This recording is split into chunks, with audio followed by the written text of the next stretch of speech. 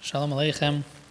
We're continuing to analyze the Mashal Me'ahendik, the story of the Turkey prince, and we're finally at the cusp where we're trying to figure out the tools necessary to remove the delusion from the Ben Melech that he's a Hindik, and the Chacham, the external source. We suggested in the past that it could be oneself, but even on the Pashut Pshat that it's an external source. The first thing the Chacham does is he has a ksoinas, a tunic thrown to him, and he says, you think that a Hindik is not able to go with a shirt, a tunic, but it's possible to wear a tunic and still be a Hindik. And in the end, they both ended up wearing this tunic, this shirt, this tunic. Now, I was thinking about the order, because the next thing that he ends up taking the same approach with is with pants. Now, if I would ask the average person what we would want a human male to cover up first, would it be his top or his bottom? I think we can all agree that we would choose to cover up the bottom first. But the Chacham did the exact opposite, and I think there's a lot of depth to this, because he chose to specifically tackle an easier situation where the delusion that he's so attached to isn't going to be breached immediately.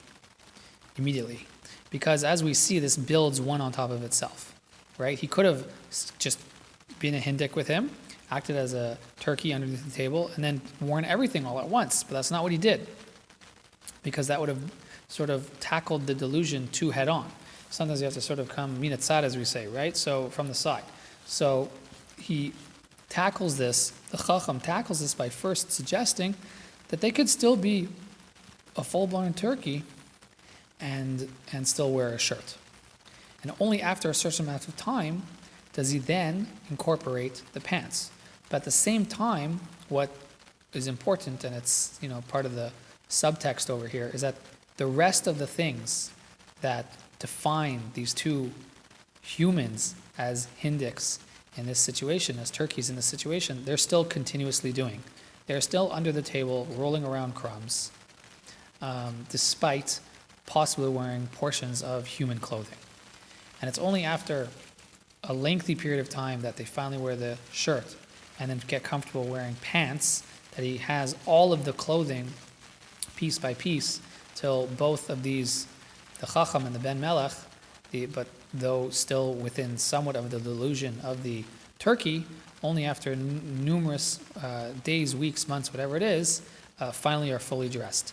And only after that, again, taking on one component that will sort of clash with the delusion of the turkey, he hasn't then mentioned that they can eat real food, they can eat human food, and slowly but surely pull him away from this delusion, not all at once. And slowly but surely, instead of being underneath the table, this person could slowly but surely learn that he is a Ben Melech who is fit to be seated at the table